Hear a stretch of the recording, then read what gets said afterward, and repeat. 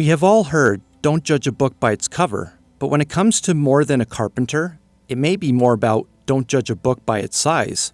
This little 4-inch by 7-inch paperback has received praise from elite Christian apologists. This 2009 $7 book claims to have over 15 million copies in print. Since its initial release in 1977, it now claims to have over 30 million in print in over 150 countries and 120 languages. I had to figure out how this little book generates so much attention. In the earlier editions, Josh McDowell is the sole author. This latest edition includes his son Sean, who adds in a few details and ideas of his own. With this book being only a centimeter thick, Josh wastes no time telling his story. In 8 small pages, he shares his life's testimony as a young man that desired meaning and purpose. He searched for it in church and university, only to come up empty. It was not until he came across a group of Christians that had a happiness that was not only contagious, but consistent. He had no desire for anything religious, but upon an invitation and challenge to explore Jesus rather than religion, he examined the intellectual claims. After months of rigorous investigation in hopes to prove Christianity to be false, he arrived at a far different conclusion. Josh eventually conceded that Jesus was, in fact, far more than a carpenter.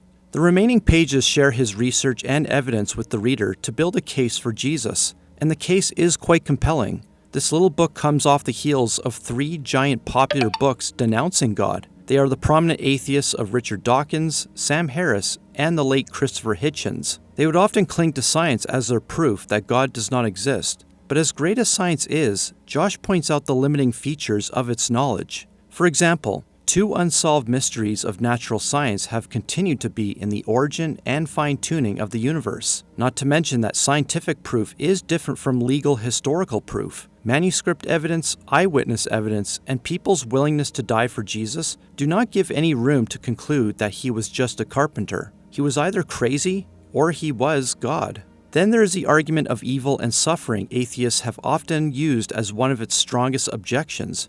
And it is in fact a great objection, but this is usually countered with one of atheism's greatest challenges, the argument of objective morality. Why is anything good or evil to begin with? Josh does concede that Christianity has committed awful things, but its contributions to the world have far outweighed those terrible acts, especially in light of the 20th century atheistic regimes. It is the bloodiest century in history with over 100 million murders. There is no close second place to that. These are brief samples of McDowell's investigations that made him take a sincere look at Jesus. Many of these arguments are nothing new to me or many other Christians and skeptics, but they still have stood the test of time and have not been refuted in a convincing way. The research at times can outperform his writing, but the content is digestible, straightforward, and to the point. There is a sense of honest humility in Josh's words. I would not say this is definitive evidence for the skeptic. It is a fantastic starting point, but only if they are willing to take a serious look and investigate Jesus further. Josh was a skeptic that took a serious look through his investigation. He encourages others to do the same, and there have been several examples of what happens when some take on that challenge.